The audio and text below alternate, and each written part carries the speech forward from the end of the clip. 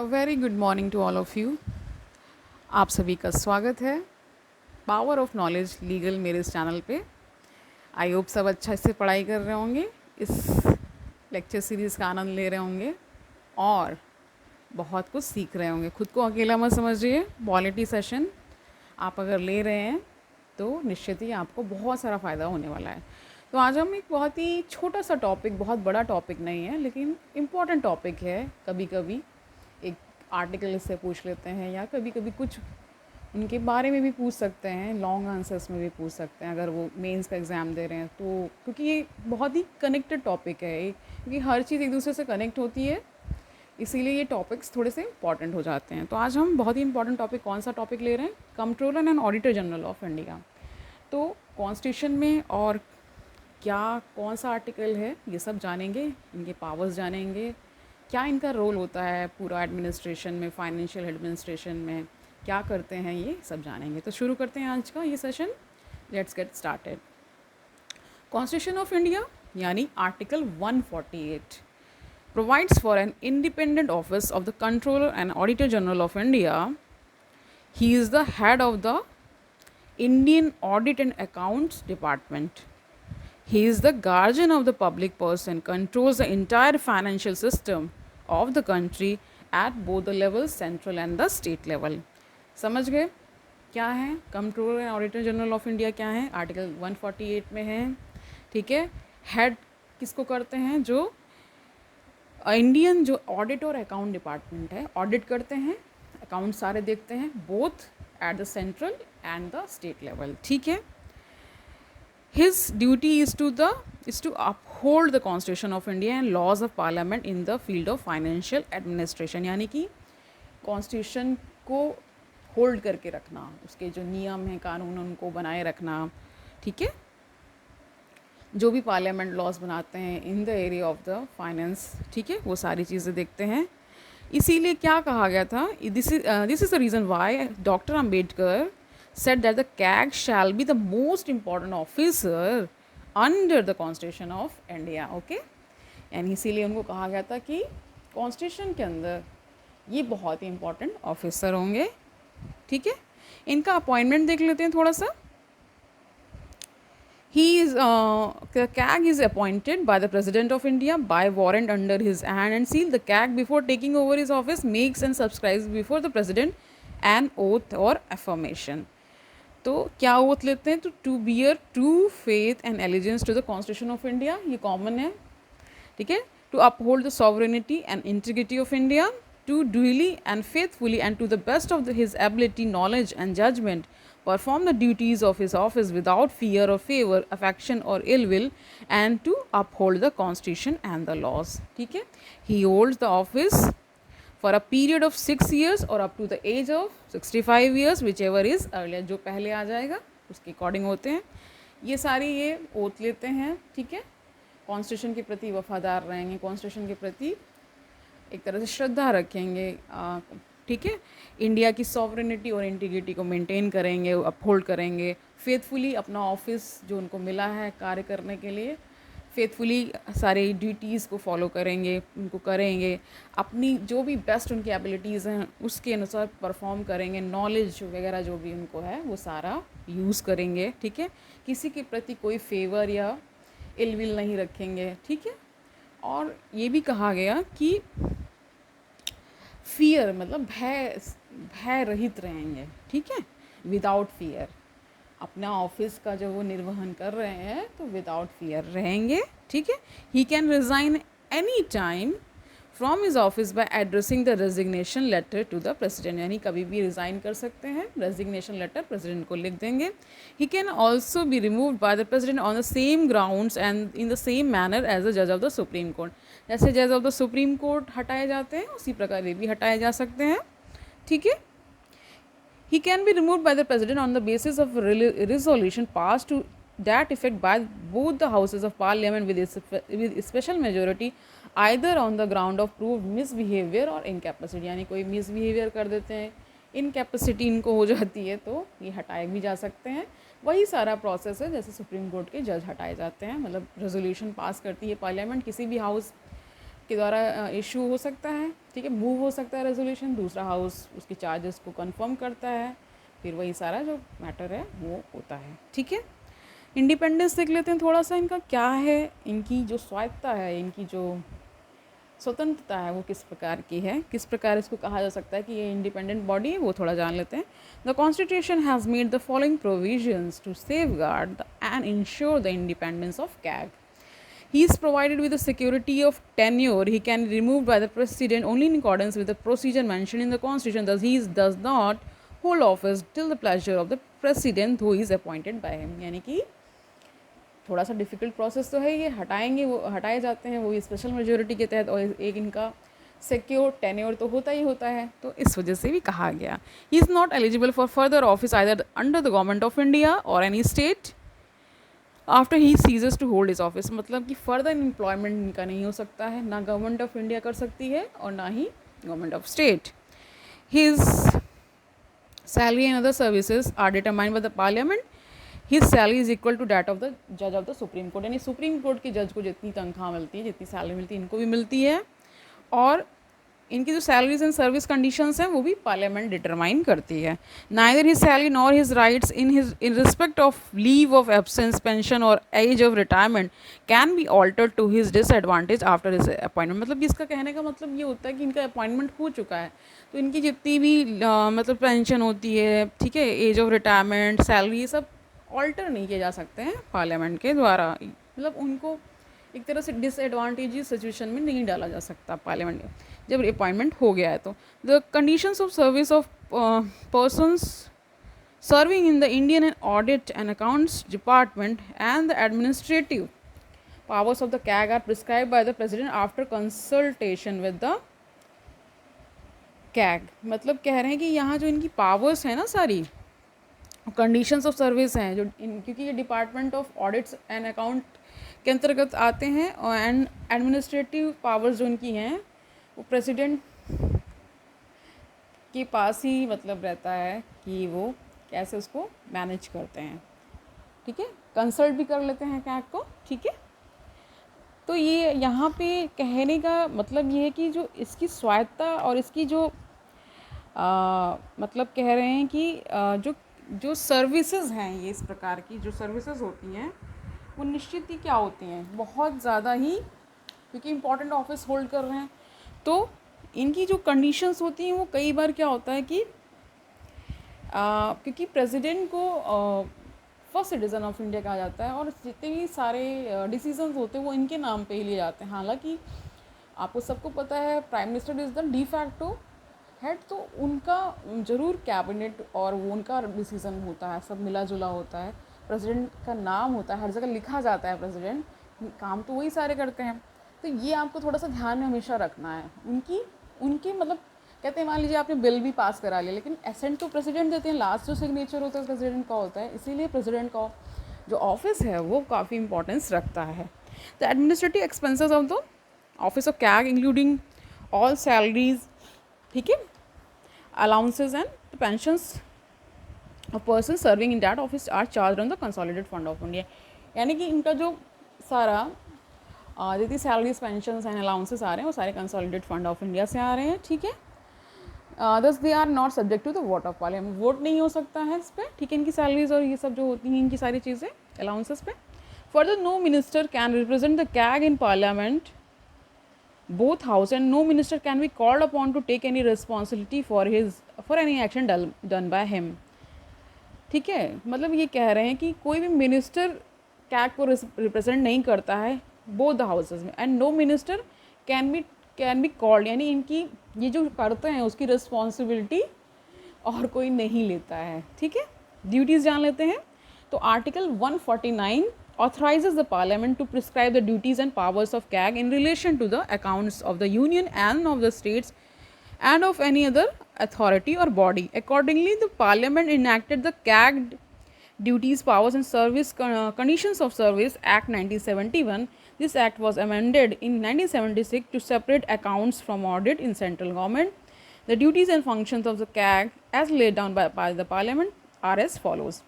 यानी कह रहे हैं कि इनका एक एक्ट है, ठीक है, तो कैग का duties powers and conditions of service act 1971 का है और इसका अमेंडमेंट 1976 में हुआ था। इसके अमेंडमेंट से क्या हुआ था कि जो अकाउंट को सेपरेट कर दिया गया था ऑडिट से, ठीक है। अब इनकी थोड़ी सी ड्यूटीज़ एंड फंक्शंस जान लेते हैं, ठीक है। He audits the accounts related to all expenditure from the consolidated fund of India, consolidated fund of each state and consolidated fund of each union territory having a legislative assembly. यानी कि सारे accounts का ये audit करते हैं, union government का करते हैं, स्टेट गवर्नमेंट का करते हैं, यूनियन टेरिटरी का करते हैं। इसके पास अपना एक लेजिस्लेटिव बॉडी भी है, जैसे कि किसके पास है, दिल्ली एंड पुडुचेरी के पास है, ठीक है। He audits all expenditure from the contingency fund of India and the public account of India as well as the contingency fund of each state and public account of each state। contingency fund of India का audit करते हैं, ठीक है। State का भी अपना contingency fund होता है, उसका करते हैं, ठीक है। पब्लिक अकाउंट का भी करते हैं।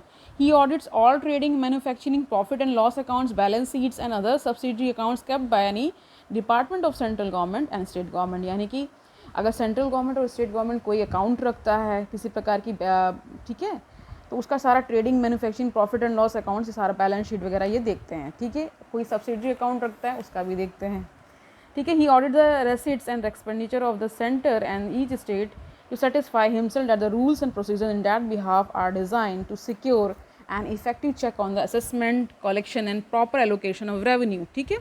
सारा ये नज़र रखते हैं, सारी ऑडिट करते हैं रेसिट का और एक्सपेंडिचर का, ठीक है, सेंटर का भी और स्टेट का भी।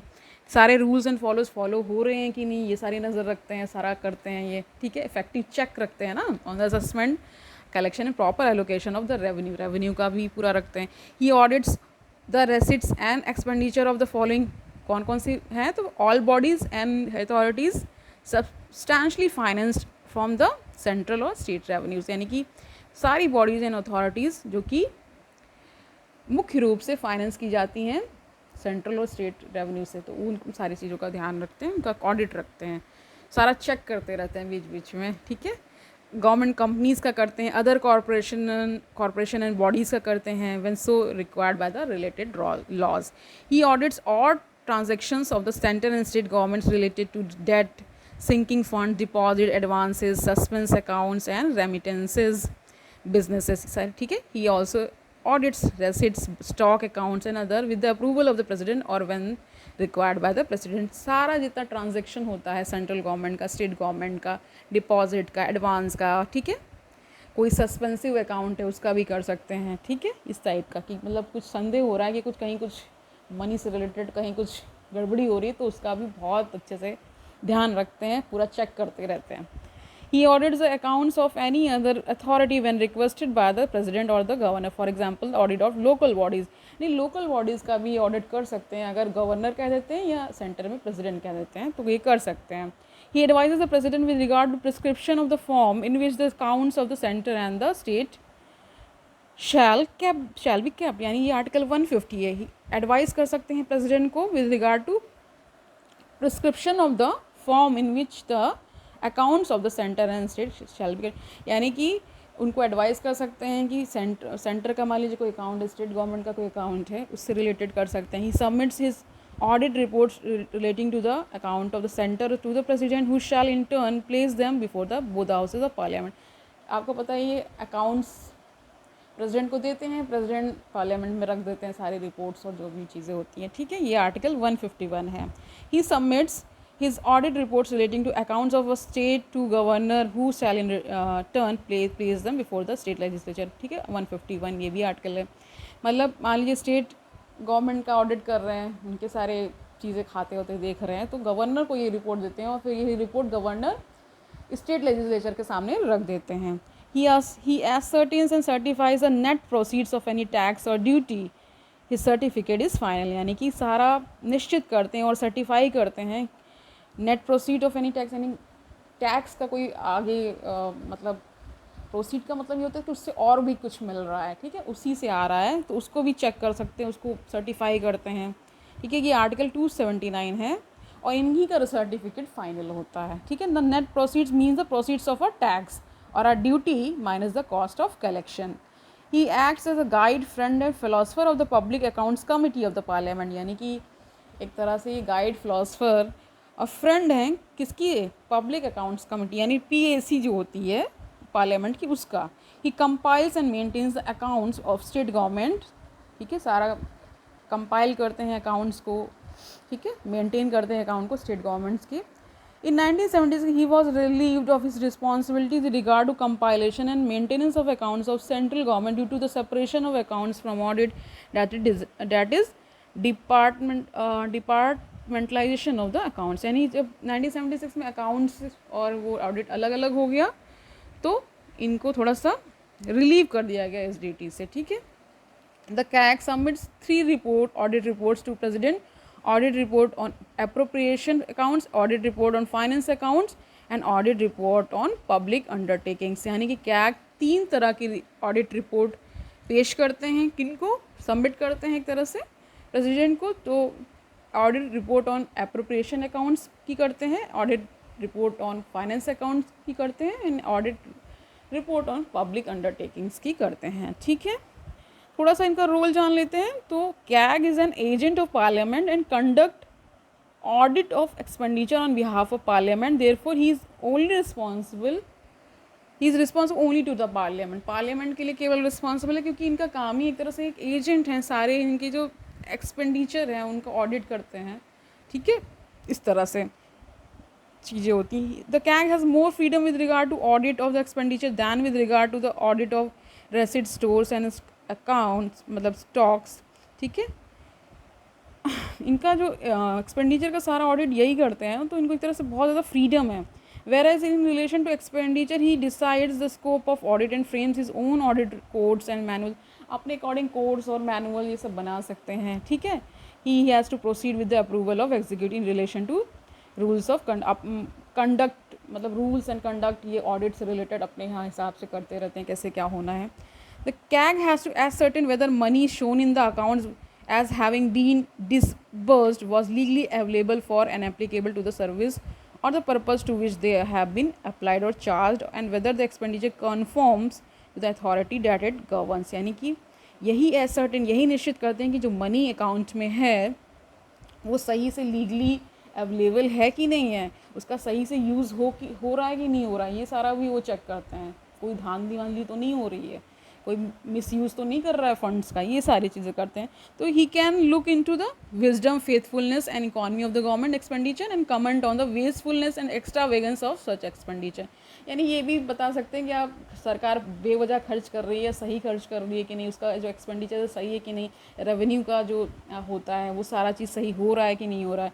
तो the constitution of India visualises the CAG to be the comptroller and as well as the auditor general। However, in practice the CAG is fulfilling the role of an auditor general only and not of the comptroller। यानी मतलब constitution का तो ये visualisation था कि CAG दोनों चीज़ करेगा, लेकिन ज़्यादातर वो ऑडिट का ही काम करता है, तो ऑडिटर जनरल ऑफ इंडिया बन के रह गया, कंट्रोल नहीं रह पाया है, ठीक है, यही बता रहे हैं। The CAG has no control over the issue of money from the consolidated fund and many departments are authorised to draw money by issuing cheques without specific authority from the CAG। कई बार क्या होता है कि कुछ ऐसे मतलब funds हैं जिनमें उनकी पूछा भी नहीं जाता है CAG को, तो एक तरह से कथनी और करनी में अंतर पड़ जाता है। मतलब गवर्नमेंट जो होती है अपने अकॉर्डिंग रूल्स भी कुछ बना लेती है, इसलिए सारे लूपहोल्स क्रिएट हो जाते हैं। कॉन्स्टिट्यूशन तो बहुत अच्छा बना है, लेकिन इसमें कुछ ना कुछ कमियां आ ही जाती हैं with the passage of time. Who is concern only at the audit stage when the expenditure is already taking place. कह रहे हैं कि एक्सपेंडिचर तो ऑलरेडी हो जाता है, ये तो सिर्फ ऑडिट ही करते हैं, ठीक है, तो जितना खर्च करना कर ही लिया, ऑडिट ही कर रहे हैं, फिर रिपोर्ट ही भेज सकते हैं, और क्या कर सकते हैं, ठीक है। In this respect the CAG of India differs totally from the CAG of Britain who has both powers of both controller and as well as auditor। In other words, in Britain the executive can draw money from the public exchequer only with the approval of CAG। थोड़ा सा इन्होंने comparison किया, Britain का जो CAG है वो ज़्यादा strong position hold करता है, क्योंकि उसके साइन के बिना कोई आप या उसके अप्रूवल के बिना आप किसी पब्लिक अकाउंट फंड से कुछ चीज़ें निकाल नहीं सकते। लेकिन इंडिया में ऐसा नहीं है, इंडिया में सिर्फ ये ऑडिट करते हैं, इनका बहुत ज़्यादा रोल नहीं हो पाता है, ठीक है। तो थोड़ा सा क्रिटिसिज्म देख लेते हैं इनका। क्रिटिसिज्म क्या है? The function of CAG in India is in a large measure an inheritance from the colonial rule से ही आया है, ठीक है. The CAG is today as primary cause of wide spread and paralysing unwillingness to decide and to act. Auditing has been a repressive and negative influence. कह रहे हैं कि ऑडिटिंग एक तरह से निगेटिव इन्फ्लुएंस क्रिएट करता है, रिग्रेसिव है, थोड़ा सा पिछड़ापन या मतलब थोड़ा सा बैकवर्ड जाने का है. The parliament has greatly exaggerated notion of importance of auditing to the parliamentary responsibility and so has failed to define the functions of CAG as the constitution would contemplate it would do so. यानी कि parliament ने ज़्यादा ही importance auditing को दे दी है, ठीक है, और उसके और पावर्स को नहीं बढ़ाया कैग की, ठीक है. तो जो कॉन्स्टिट्यूशन जो फ्रेमर्स थे वो जो ऐसा सोच विचार कर रहे होंगे वैसा नहीं हो पाया, ठीक है. The CAG function is not really a very important one. Auditors do not know and cannot be expected to know very much about the good administration. कह रहे हैं कि ऑडिटर्स को बहुत ज़्यादा गुड एडमिनिस्ट्रेशन के बारे में नहीं पता होता है, ठीक है. तो इससे क्या होता है कि उनका फंक्शन बहुत ही इंपॉर्टेंट नहीं रह जाता है. अब क्रिटिसिज्म कर रहे हैं तो इस प्रकार की बातें तो करेंगे, ठीक है. Their prestige is highest with others who do not know about much about the administration. Auditors know what is auditing which is not administration. यानी ऑडिटिंग का मतलब तो एडमिनिस्ट्रेशन होता नहीं है. It is necessary but a highly pedestrian function with the narrow perspective and a very limited usefulness. बहुत ही limited usefulness है इसकी, ठीक है. बहुत ज़्यादा यूसेज नहीं है इसका, बहुत ज़्यादा इसमें नहीं किया जा सकता है, इसलिए इसको कहा जा रहा है. Our deputy secretary in the department knows more about the problems in his department than the CAG and his entire staff. कह रहे हैं एक डेप्यूटी सेक्रेटरी को ज़्यादा पता होता है उसके डिपार्टमेंट क्या कमियाँ क्या चल रहा है, कैग को इतना पता ही नहीं होता है. तो ये सारी चीज़ें उनके क्रिटिसिज्म में आते हैं. थोड़े से इनके आर्टिकल्स जान लेते हैं क्या क्या हैं, कभी कभी पूछ लेते हैं. तो article 148 controller and auditor general of India. 149 duties and powers of controller and auditor general of India. 150 form of accounts of the union end of states and 151 audit reports. तो हैंस यहाँ से आपका कैग कंप्लीट होता है. I hope आपने जाना होगा. Main provisions ही जानने होते हैं, ठीक है. अच्छे से पढ़ाई करिए, इस लेक्चर सीरीज़ का आनंद लीजिए. एक बार भी नहीं समझ में आया दोबारा वीडियो को प्ले करिए, बार बार देखिए, आपको रट जाएगा, ठीक है. कल मिलते हैं एक नए टॉपिक के साथ. तब तक के लिए अच्छे से पढ़ाई करिए, खुश रहिए. खुशी मन से पढ़ाई करेंगे तो मन भी लगेगा, और इसको बर्डन लेके चलेंगे तो फिर कुछ नहीं होगा, ठीक है. कल मिलते हैं. Have a nice day.